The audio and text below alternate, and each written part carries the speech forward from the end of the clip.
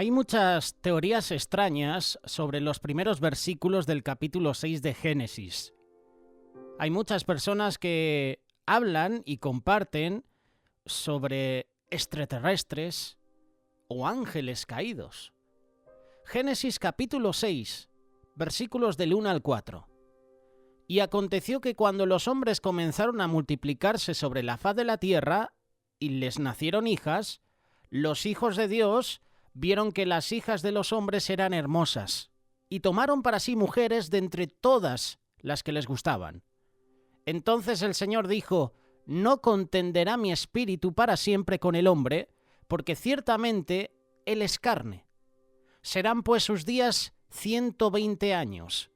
Y había gigantes en la tierra en aquellos días, y también después, cuando los hijos de Dios se unieron a las hijas de los hombres y ellas le dieron a luz hijos. Estos eran los héroes de la antigüedad, hombres de renombre. La Biblia es la historia de la Tierra, no es de galaxias lejanas.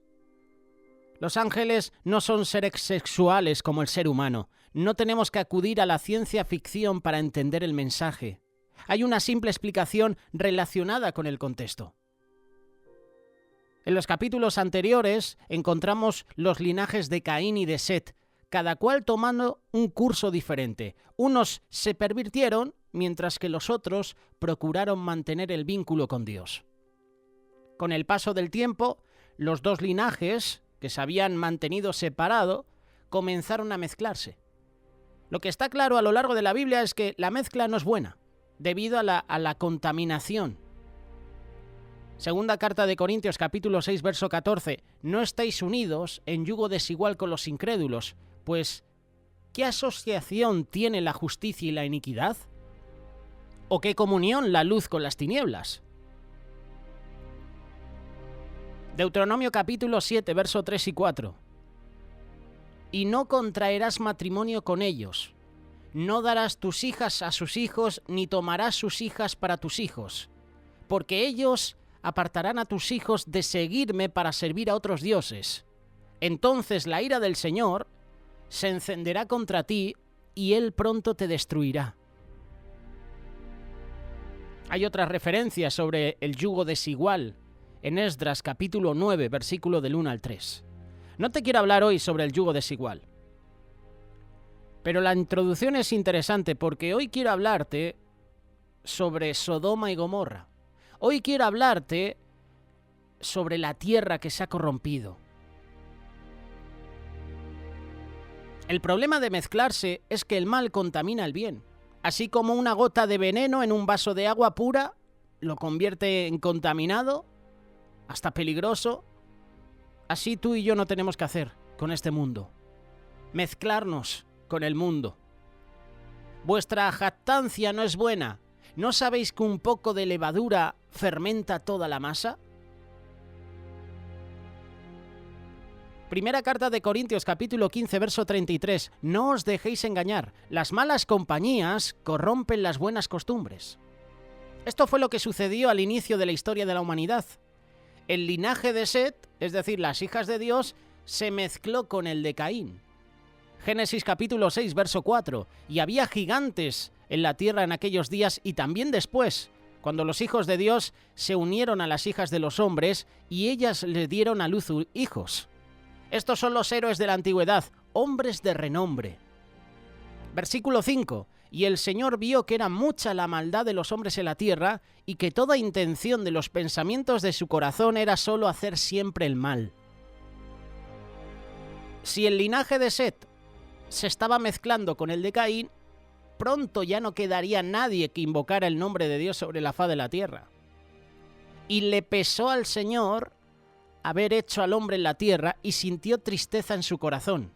Y el Señor dijo: borraré de la faz de la tierra al hombre que he creado, desde el hombre hasta el ganado, los reptiles y las aves del cielo, porque me pesa haberlos hecho.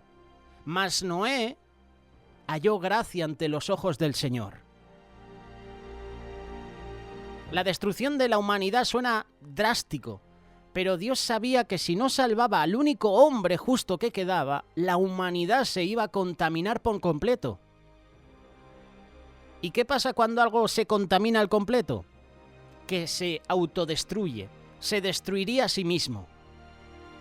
Estas son las generaciones de Noé. Noé era un hombre justo, perfecto entre sus contemporáneos.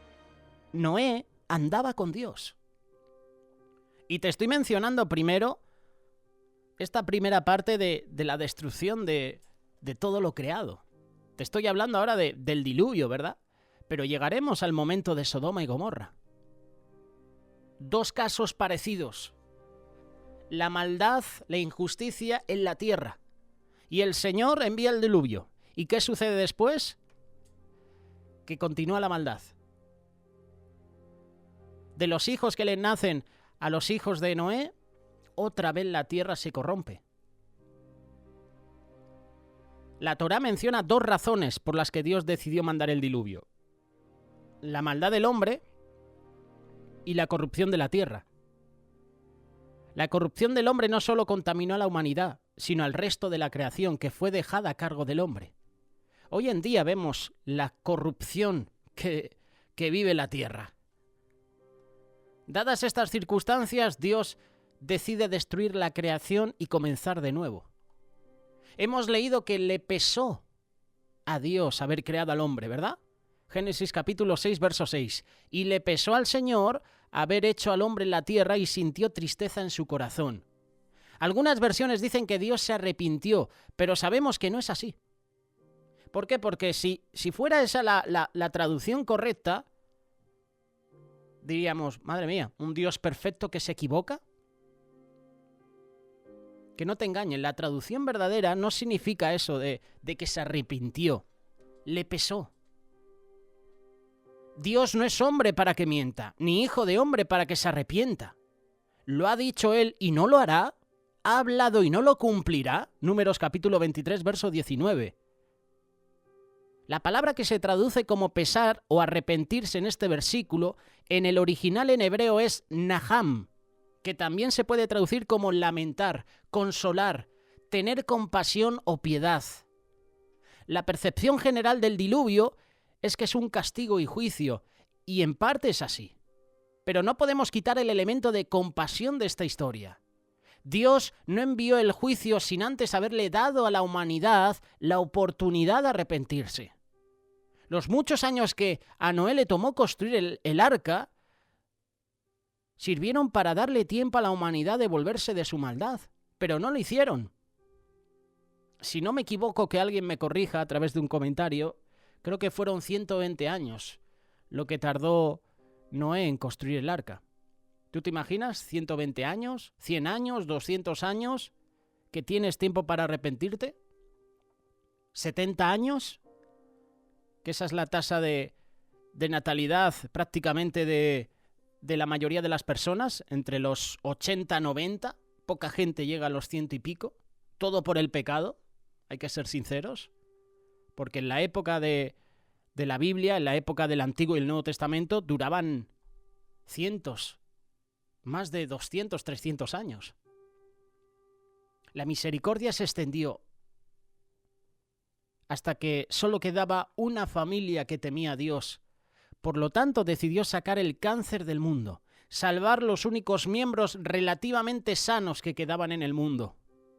La medicina, el diluvio. Dios le reveló a Noé su plan de destruir todo el mal y la corrupción del mundo, pero también le reveló la forma en que podía salvarse. La forma era la siguiente: los que creyeran. Versículo 13 y 14, Génesis capítulo 6.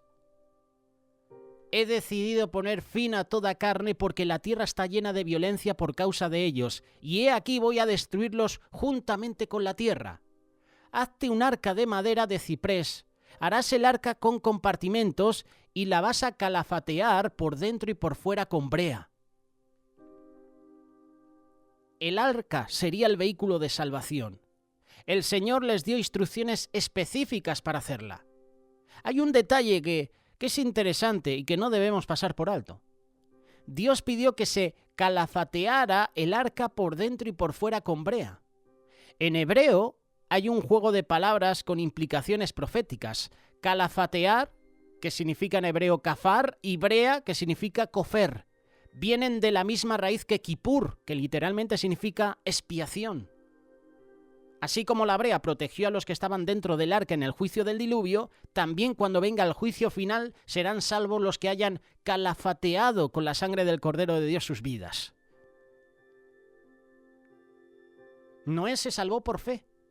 Por la fe, Noé, siendo advertido por Dios acerca de cosas que aún no se veían, con temor preparó un arca para la salvación de su casa, por la cual condenó al mundo y llegó a ser heredero de la justicia que es según la fe.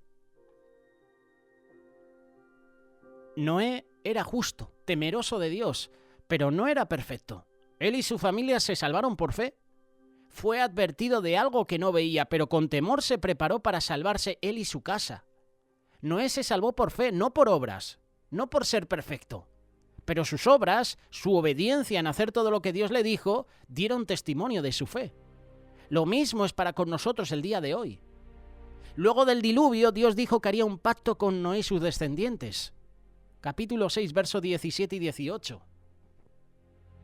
Noé creyó e hizo todo lo que Dios le mandó. Esta fue la preparación. Y ya sabemos lo que sucedió con el diluvio. Hemos visto la maldad que había en la tierra. Era de continuo hacer el mal. ¿Tú te imaginas? Te levantas en la mañana y tu mentalidad, lo que hay en tu corazón es hacer de continuo mal. Estas fueron las razones del diluvio. La maldad del hombre, la corrupción de la tierra. Y después de todo el diluvio, después del pacto que hace Dios con Noé, los años pasan y llega uno de los momentos claves también en la historia de la humanidad. La historia de Sodoma y Gomorra. Hemos hablado hace unos días sobre la mujer de Lot. Te invito a que leas y compartas la reflexión porque mencionamos puntos interesantes sobre el volver nuestra mirada a las cosas del mundo. La historia de la destrucción de Sodoma y Gomorra muestra, por un lado, cuánto Dios odia el pecado y, por otro lado, su deseo de que nos acerquemos a Él en busca de perdón. Según el relato bíblico, Génesis capítulo 18, un día llegaron a la carpa donde vivía Abraham con su familia 3 hombres, que en realidad eran 3 ángeles. Y durante la conversación Dios le revela a Abraham su decisión de destruir esas 2 ciudades. Entonces el Señor le dijo a Abraham: el clamor contra Sodoma y Gomorra resulta ya insoportable y su pecado es gravísimo. Por eso bajaré a ver si realmente sus acciones son tan malas como el clamor contra ellas me lo indica. Y si no, he de saberlo. Esta es una traducción actual de Génesis capítulo 18, versículo 20 y 21. ¿Por qué Dios comparte su plan con Abraham? Es interesante, ¿verdad? Es una conversación entre amigos. Es una conversación bastante curiosa. ¿Por qué Dios comparte su plan con Abraham? Una de las razones puede haber sido porque su sobrino Lot vivía en Sodoma junto a su familia. Cuando Dios llamó a Abraham a dejar su tierra e ir al lugar que él le mostraría, Lot lo acompañó. Pero como los dos tenían muchos ganados y posesiones, la tierra no podía sostenernos a todos. Y además había conflicto entre los pastores y los rebaños de Abraham y los de Lot. Esto creó malestar entre los que trabajaban para ellos y tuvieron que separarse. Abraham dejó que Lot escogiera dónde prefería ir y Lot decidió establecerse en Sodoma. Tierra fértil, agradable a la vista, tierra de regadío. Sin embargo, sus habitantes eran malvados.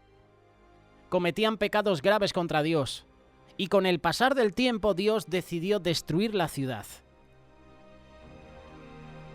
Como vemos en Génesis capítulo 18, Dios no quería actuar sin asegurarse de que los habitantes de Sodoma estaban tan inclinados hacia el mal que ya no había solución. Envió a 2 ángeles en forma de hombres a la ciudad, pues anhelaba encontrar una razón para no destruirlos. Dios conocía el cariño de Abraham por Lot y su familia. Sabía que intentaría interceder a favor de ellos y de la ciudad, y así fue. Abraham le dijo a Dios, Génesis capítulo 18, versos 23 y 24. ¿De veras vas a exterminar al justo junto con el malvado? Quizás haya 50 justos en la ciudad. ¿Exterminarás a todos y no perdonarás a ese lugar por amor a los 50 justos que allí hay? Escuchando las palabras de Abraham, uno puede entender que Abraham estaba negociando. Era un tiempo de negociación. Y Dios le aseguró a Abraham que no iba a destruir la ciudad si lograba encontrar a 10 justos. La triste realidad es que no había ni siquiera 10 justos en la ciudad. ¿Tú te imaginas una ciudad de 100.000 habitantes, por ejemplo? ¿Que no haya 10 justos? ¿10 personas buenas? ¿10 personas que hagan el bien? ¿Tú te imaginas? Los ángeles llegaron a Sodoma, donde se encontraron con Lot. Querían pasar la noche en la plaza, pero Lot los invitó a venir a su casa. El resto del pueblo se enteró y se formó un tumulto frente a la casa de Lot. Los hombres del pueblo intentaron sacar a los 2 visitantes, a los 2 ángeles, para acostarse con ellos. Aquí está hablando de homosexualismo. Los hombres del pueblo intentaron sacar a los 2 visitantes para acostarse con ellos. Los ángeles dejaron ciegos a todos los que intentaban derribar la puerta y le indicaron a Lot que debía salir de la ciudad junto a su familia. La ciudad sería destruida inmediatamente. Habían comprobado la gran perversidad de sus habitantes. Lot, su esposa y sus 2 hijas lograron salir junto a los ángeles antes de que las 2 ciudades fueran destruidas con lluvia, fuego y azufre de parte de Dios. Esto lo puedes leer Génesis capítulo 19, versículo 23. Lot era el único justo que quedaba en toda la ciudad y Dios guió a los 2 ángeles para que lo pusieran a salvo. ¿Por qué Dios destruyó las ciudades? Hay muchas personas que utilizan estos versículos para ponerse en contra de Dios. ¿Qué Dios más malo? ¿Qué Dios más malvado? ¿Qué Dios más cruel? ¿Por qué Dios destruyó las ciudades? El castigo a Sodoma y Gomorra no fue una idea que se le ocurre a Dios de repente. No fue una idea repentina de Dios. A través de la Biblia encontramos pasajes que muestran la gran decadencia moral en la que estaban sumergidos sus habitantes desde hacía tiempo. Y vamos a ver brevemente algunos de esos pasajes. Génesis capítulo 13, verso 10. Aunque aquí se describe a Sodoma como tierra de regadío y lugar hermoso, como el jardín del Señor, también se habla de la maldad de sus habitantes y la gravedad de sus pecados. Génesis capítulo 18, versículo 20 y 21. Dios conversa con Abraham sobre la situación en Sodoma y Gomorra. Le dice que la fama de la maldad en ellas era tal que había gente pidiendo a Dios que actuara contra la gente que vivía allí. Isaías capítulo 3, verso 8 y 9 menciona que los habitantes de Sodoma ni disimulaban ni se avergonzaban de sus pecados. Más bien se jactaban y eran descarados. Vemos que el nivel de inmoralidad era tal que ya no reconocían como pecado sus acciones contra Dios. En Ezequiel capítulo 16, verso 48 vemos las razones de Dios para destruir a Sodoma. Su soberbia, la gula, la apatía, la indiferencia hacia los pobres, hacia los indigentes. Vivían sus propios placeres, se desentendían de las necesidades de los que estaban a su alrededor. Eran orgullosos, se creían superiores a otros. Practicaban actos que eran repugnantes al Señor. En la segunda carta de Pedro, capítulo 2, verso 1, vemos que el pecado sin arrepentimiento trae destrucción. Y uno de los ejemplos que da este pasaje es el de Sodoma y Gomorra, 2 ciudades que Dios redujo a cenizas como escarmiento para los impíos. Como contraste menciona a Lot como ejemplo de lo que sucede cuando alguien permanece fiel a Dios. Dios lo libró del castigo. Judas capítulo 1, verso 7 dice que Sodoma y Gomorra sufrieron el castigo eterno por practicar, es decir, ejecutar repetidamente la inmoralidad sexual, vicios contra la naturaleza. Hemos mencionado que los habitantes de Sodoma y Gomorra querían acostarse con los ángeles. ¿Hubo perdón para Sodoma y Gomorra? Sí, hubo perdón. Dios está siempre con sus brazos abiertos, dispuesto a perdonar a los que vienen ante Él arrepentidos. Los habitantes de Sodoma y Gomorra solo necesitaban reconocer su pecado ante Dios, pedir perdón.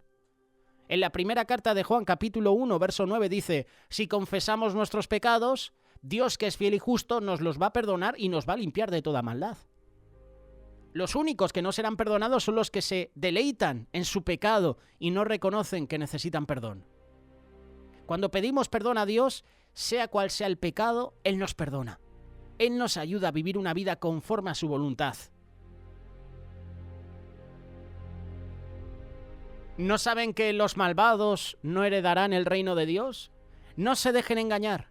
Ni los fornicarios, ni los idólatras, ni los adúlteros, ni los sodomitas, ni los pervertidos sexuales, ni los ladrones, ni los ávaros, ni los borrachos, ni los calumniadores, ni los estafadores heredarán el reino de Dios. Esos eran algunos de ustedes.